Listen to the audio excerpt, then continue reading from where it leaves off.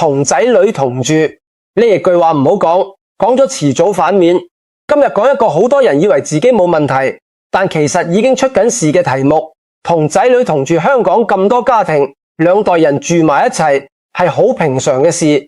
有啲係老人家一個人住唔安心，仔女接返嚟；有啲係幫手湊孫；有啲純粹係層樓太貴，唯有一齊住。無論邊個原因住埋一齊嗰陣，個個都係好意。但你去問下你身邊嘅人，10個同仔女同住嘅老人家有幾多個真係住得開心？我可以話你知唔多，大部分都係表面和諧，底下崩緊飯台上面唔敢多講嘢，房門關埋嗰陣鬆一口氣，有啲仲要一路住一路諗係咪搬返出去好啲。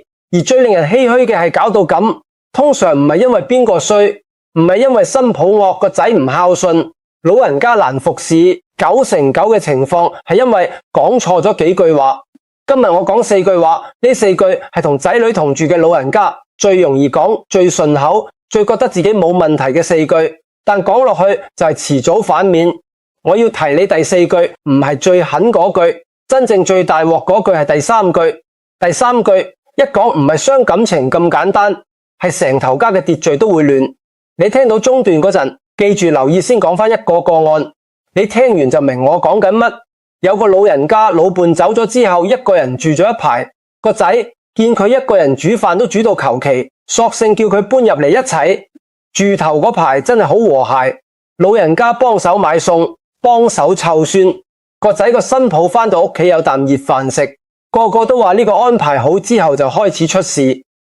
出事嗰日其實冇乜嘢發生，就係食飯嘅時候，個孫唔肯食青菜，個新抱喺度嗌佢食，嗌咗2、3次，老人家坐喺對面望住忍咗一陣，講咗一句：細路仔唔食就唔好逼佢啦，我當年湊你老公嗰陣唔食就唔食，一樣大得咁高。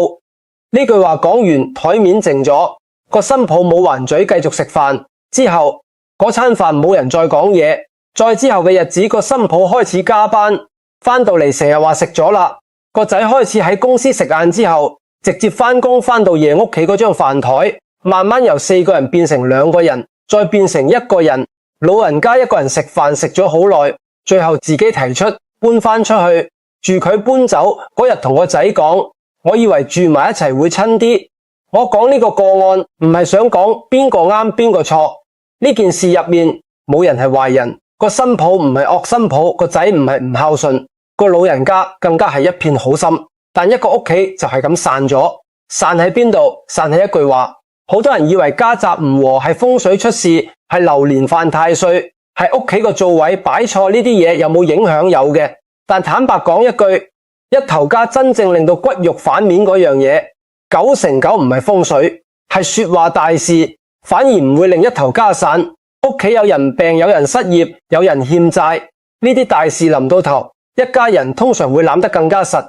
真正令到一頭家慢慢裂開嘅，永遠都係啲好細好細嘅嘢。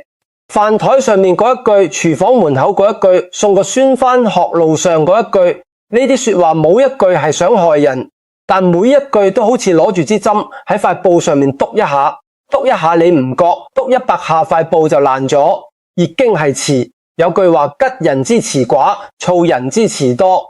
呢句話好多人以為係叫人唔好八卦，唔係。呢句話講嘅係一個好深嘅道理。真正有福氣嘅人話係少嘅，唔係佢冇嘢想講，係佢知道有啲嘢講出嚟係會有代價。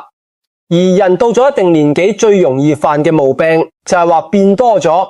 點解？因為你人生走到後半段，你有經驗、有閱歷、有教訓，你成套嘢想同人講，加上你退咗休，你日日對住嗰幾個人，你唔同佢哋講，你同邊個講？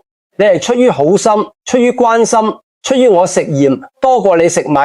你覺得你講嗰啲嘢係為佢哋好，但係喺同住嘅屋企入邊，關心同干預中間條線好幼。你以為你係關心，人哋收到嘅係干預；你以為你係分享經驗，人哋聽落係批評。呢4句話係同住家庭入面最常講，亦都係老人家自己最唔覺得有問題嘅4句。我先講清楚，呢4句話唔係嗰啲惡言惡語。如果係惡言惡語，你自己都知唔應該講。最危險嘅係呢4句話，句句都係好心，句句都好順口，句句你都覺得我講呢句有咩問題？有問題嘅，而且問題大到講咗遲早反面。你同仔女同住，或者你打算同仔女同住，又或者你係做仔女嗰個，聽住你阿爸阿媽日日講呢啲嘢，你聽完呢4句，你會明多好多嘢。第一句，我當年點樣供你，呢句話有好多個版本。我當年做2份工供你讀書，我當年一個人湊大你哋嘅兄弟姊妹，我當年咩都唔捨得買，慳埋供你。你今日有間屋，係我當年俾首期你版本，唔同內核一樣。我要講句公道話，講呢句話嘅老人家，冇一個係講大話，佢真係做過，佢真係捱過，佢真係喺最艱難嘅日子入面，將所有嘢都俾咗個仔個女。呢啲付出係真實嘅，係值得尊重嘅。正正因為係真嘅，所以佢講得出口，講得有底氣，講得理直氣壯。但係我今日要同你講嘅係，就係因為呢句話係真嘅，所以殺傷力先咁大。你要諗清楚一樣嘢，你講呢句話嗰陣，你係想達到咩效果？你摸住良心問自己，9成9嘅情況，你講呢句話嗰陣，係你心裏面覺得委屈。你可能覺得個仔近排對你冷淡咗，可能覺得新抱唔夠尊重，你可能覺得自己喺呢頭家冇地位，你唔舒服，但你又唔想直接嗌交，於是你就攞出呢句話。呢句話喺你口入面係委屈，但落到仔女個耳入面變成另一樣嘢，變成咗4個字，你欠我嘅呢個先係關鍵。親情本來係咩？親情本來係一種冇條件冇數簿嘅嘢。你細個病，阿媽通宵抱住你，佢冇喺個簿仔度寫低今晚抱咗幾耐，你讀書要交學費，阿爸去借錢，佢冇話呢筆錢我要你將來還。呢種冇數簿嘅嘢就係親情最矜貴嘅地方。而我當年點樣供你，呢句話做咗一件好可怕嘅事。佢將一本來冇嘅數簿攞咗出嚟，打開擺喺台面，一旦本簿仔開咗就閂唔返。有個個案，一個老父同個仔講，當年供你讀大學，我借咗成20萬，還咗好多年先還清。佢講呢句話嗰陣，只不過係想個仔記住佢辛苦，冇乜其他意思。個仔嗰刻冇出聲，但係之後個仔開始定時轉一筆錢俾老父，準時固定1蚊都唔少。老父開頭好高興，覺得個仔孝順，但慢慢佢發覺唔對路。個仔轉完錢就冇嘢好講。以前一齊食飯會傾偈，而家食飯低住頭。以前個仔會問佢腳痛好啲未，而家唔問了，只係準時轉錢。有一次老父忍唔住問，你係咪嬲我？個仔講咗一句，冇，我而家還緊你錢。你聽下呢句話，我而家還緊你錢。由嗰一刻開始，佢哋唔再係父子，佢哋係債主同債仔，一個做仔嘅。如果覺得自己欠咗老豆，佢有幾個選擇，一係佢還完就清，一係佢還唔起佢就避。無論邊個選擇，親情都冇咗，因為債務關係入面係冇親情嘅位置嘅。呢個先係我當年點樣供你最毒嘅地方。你以為你係喺度攞返一啲尊重，但你實際上係喺度將親情兌換成債務，而呢個兌換係單程嘅，冇得兌返轉頭。《論語》入面有句話，我覺得好多人都誤解咗孔子講父母之年，不可不知也，一則以喜，一則以懼。呢句話係講俾做仔女聽嘅。你要記住，父母幾多歲，一方面歡喜佢哋長壽，一方面驚佢哋時日無多。點解孔子要提醒做仔女記住？因為佢知道做仔女嘅通常唔記得，人性就係咁，向前望容易，向後望難。細路仔記唔記得阿媽湊佢有幾辛苦？大部分都唔記得，要到佢自己做咗人，老豆人阿媽，佢先會突然間明白。呢個突然間明白先係最值錢嘅。而如果你日日喺度提，日日喺度講，你就將佢嗰個突然間明白嘅機會攞走咗。因為佢冇機會自己諗到，佢淨係聽到你講，你講咗100次之後，呢件事對佢嚟講就唔再係感動，係壓力。記住一句，父母嘅恩情係俾人記嘅，唔係俾人講嘅。你唔講，佢遲早會記，你講得越多，佢越記唔起，咁點算？如果你真係覺得自己付出咗好多，你真係想仔女知道你點做，我俾個實際做法。你第一，唔好喺你委屈嘅時候講。你想講呢句話嗰刻，通常就係最唔應該講嘅時候，因為嗰刻你係帶住情緒講出嚟嘅嘢，聽落一定係質問。第二，如果一定要講，唔好用我開頭，用當年開頭。我當年做2份工供你讀書，呢句係討債。當年真係辛苦，成日返夜班，返到屋企你哋都瞓晒。呢句係回憶同一件事，前者係你逼佢感恩，後者係你同佢分享分別喺邊。前者有個對象你，後者冇對象。當年冇對象嘅嘢，仔女聽落係故事；有對象嘅嘢，仔女聽落係賬單。第三，講一次就夠同一件事，講第二次效力減一半，講第三次開始討厭，講第5次佢會喺你開口第一個字嗰陣已經合埋耳仔。有個老人家做得好好，佢一世人只同個仔講過一次當年嘅辛苦，係喺個仔結婚嗰晚。佢講完之後再冇提過。而家佢個仔都做咗人老豆，同人講起自己老豆成日都紅眼，講一次記一世，講100次一次都唔記得第二句。人哋個仔點樣點樣，呢句話都有好多版本。你睇下隔籬張太個仔，年年都帶佢去旅行。阿明個女喺醫院做嘢，人工幾高啊？我啲老友記個新抱日日煲湯俾奶奶飲。你表哥而家自己做老闆啦。我要講返句公道說話，老人家講呢句話好多時真係冇惡意。我分析俾你聽，老人家講呢句話通常係3個原因。第一個原因係想激仔女上進，呢個係老一輩嘅教育方式。你哋嗰個年代做父母嘅唔識講讚美說話，佢哋表達期望嘅方法就係比較。你細個成績好，你阿爸都唔會讚你，佢會話隔籬阿強仲好過你。呢種方式養大你，你就自然以為呢種方式係啱嘅。於是你而家又用返落你個仔身上。第二個原因係想揾存在感。你退咗休，你冇嘢好講，你日日聽收音機，去街市同啲老友記傾偈，你成日聽到人講自己啲仔女幾好，你返到屋企唔講唔舒服。你唔係想踩自己個仔，你係想同佢傾偈，只不過你揀咗一個最差嘅開場白。第三個原因，最少人肯承認你係真係有少少唔滿意，你心裏面真係覺得人哋個仔對阿爸阿媽好啲。無論係邊個原因，落到仔女耳中得返一個意思，你唔滿意我。呢5個字係一個仔女聽到呢句話之後腦入面唯一剩低嘅嘢。你講咗一大堆嘢，你講咗張太個仔幾好，講咗人哋去咗邊度旅行，講咗人哋幾有心。呢一大段入面所有內容，仔女一句都聽唔入耳，佢淨係收到一個信號，喺你眼中我做得唔夠好。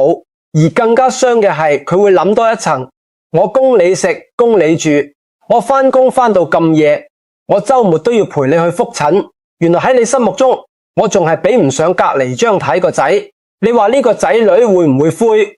我講個個案你聽，有個老母同個仔一家3口住，佢個新抱做嘢好忙，但係都會盡量返嚟一齊食飯。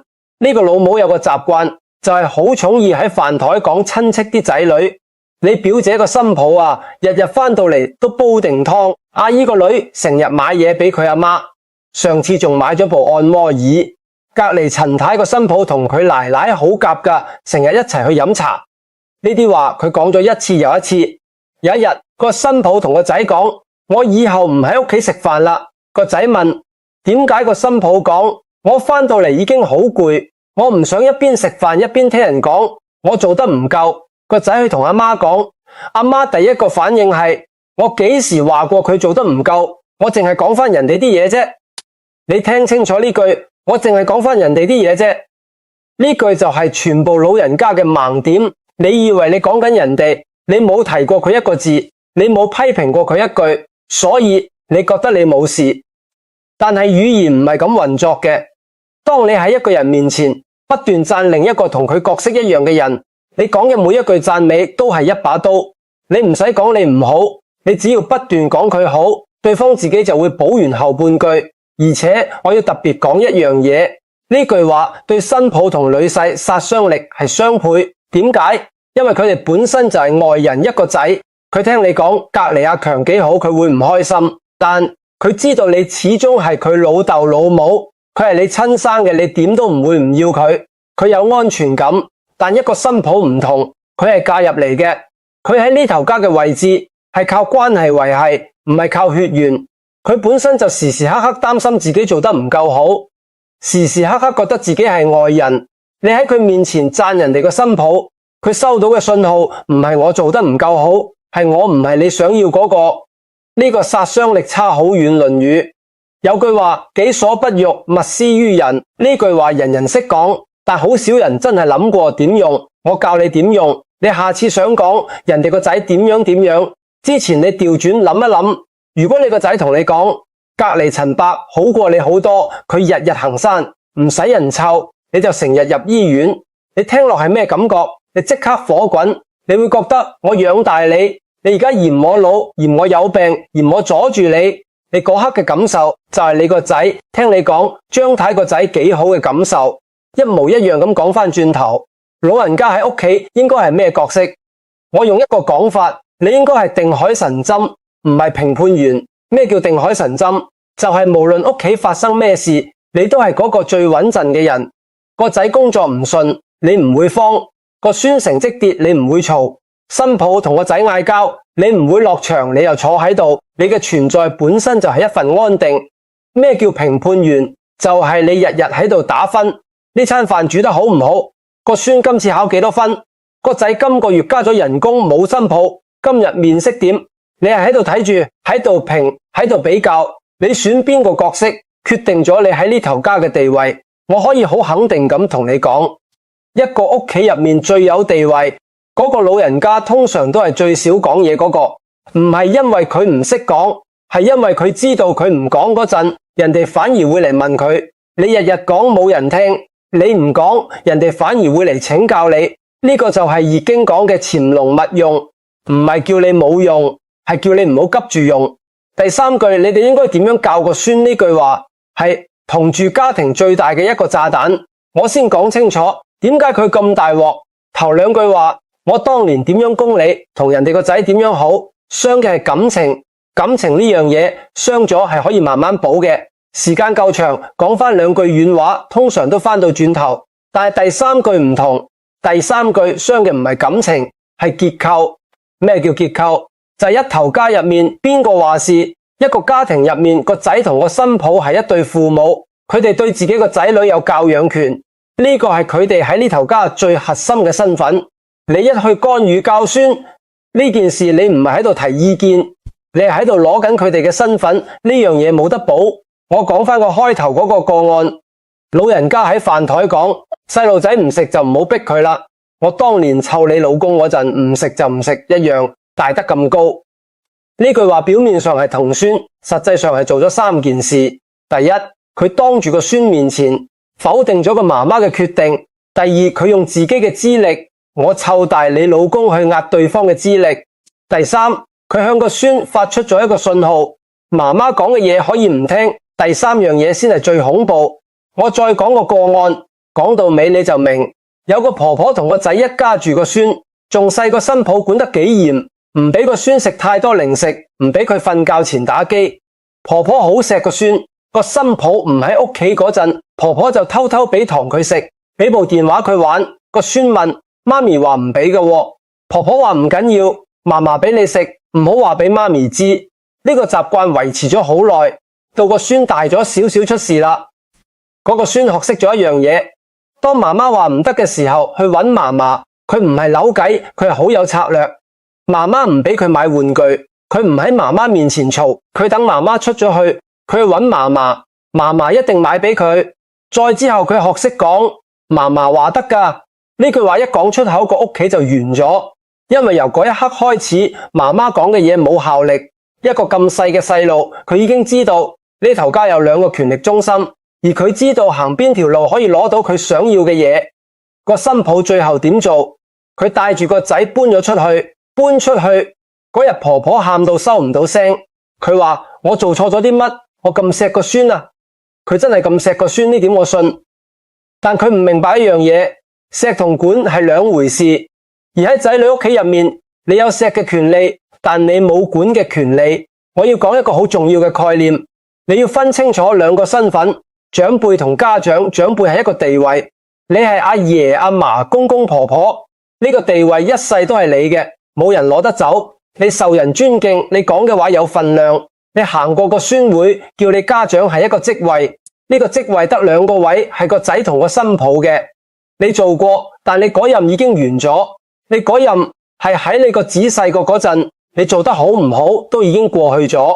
而家你走入嚟，你想再做一次家長，你做唔到嘅，因為個位已經有人坐緊。論語有一句不在其位，不謀其政，呢個道理喺易經講位嘅時候講得更加透。易經成本書講嘅係咩？講嘅就係位，每一爻都有佢嘅位。喺初爻你就唔好扮上九，喺上九你就唔好爭初爻嘅嘢，做一爻失位，成個卦就變。你喺仔女屋企，你係邊一爻？你係上九。上九係咩？上九係亢龍有悔，飛得太高，唔識退就會有麻煩。上九嘅智慧唔係繼續飛，係識得停。咁點做先啱？我俾3個實際做法你。第一，喺個孫面前，永遠唔好推翻佢父母嘅決定。永遠就算你覺得佢父母做錯咗，都唔好。個孫個腦入面要有一個清晰嘅秩序。呢頭家聽爸爸媽媽，呢個秩序一亂，個細路第一個學壞。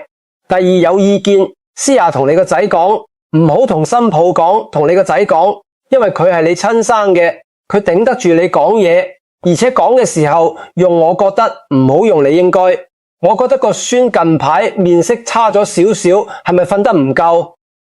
呢句係關心，你應該早啲叫佢瞓，唔好成日俾佢玩電話。呢句係指令同一個意思，一句令個仔多謝你，一句令個仔覺得你當佢細路。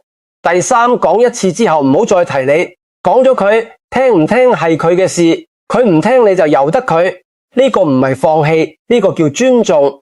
你要接受一件事，佢係個孫嘅老豆，佢有權做錯，就好似你當年做你個仔嘅老豆嗰陣，你都做錯過好多嘢，冇人可以阻止你。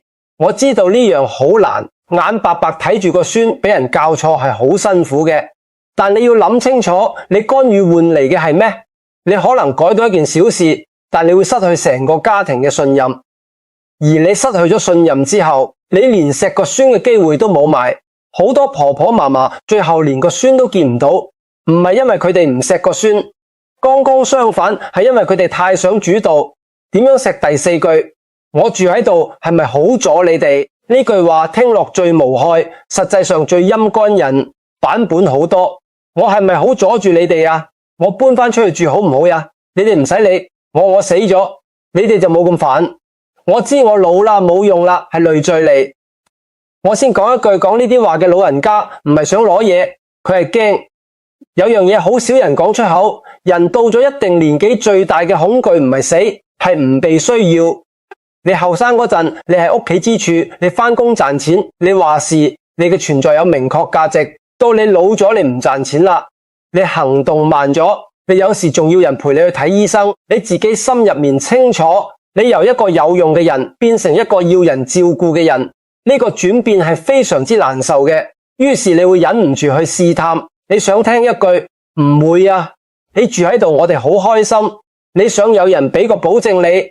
我完全明白呢種心情，呢種心情一啲都唔可恥，但我要同你講呢句話嘅結構有問題，問題大到你越講，你越得唔到你想要嘅嘢。點解我拆俾你聽？當你問我住喺度係咪好阻你哋，你個仔可以答咩？佢只有一個答案，唔會啊。無論真心定假意，佢都只能夠講呢3個字，因為佢唔可以答。係啊，就算佢真係覺得有少少阻，佢都唔可以講。所以你問呢句話，你係喺度攞一個必然嘅答案，而必然嘅答案係冇價值嘅。你自己都知冇價值，所以你會再問。過咗陣你又問，再隔一排你又問，而每問一次都發生緊一件事。你喺度提醒你個仔同住呢件事係有問題嘅，呢個先係致命傷。本來佢冇諗過呢個問題。你問第一次佢答唔會，佢冇留意。你問第5次佢開始諗，點解阿爸成日問呢樣嘢？係咪佢住得唔開心？你問第10次佢開始諗，其實有冇阻？諗真啲都係有少少嘅。你問第20次佢已經好攰，因為每次都要安慰你，每次都要重新俾個保證。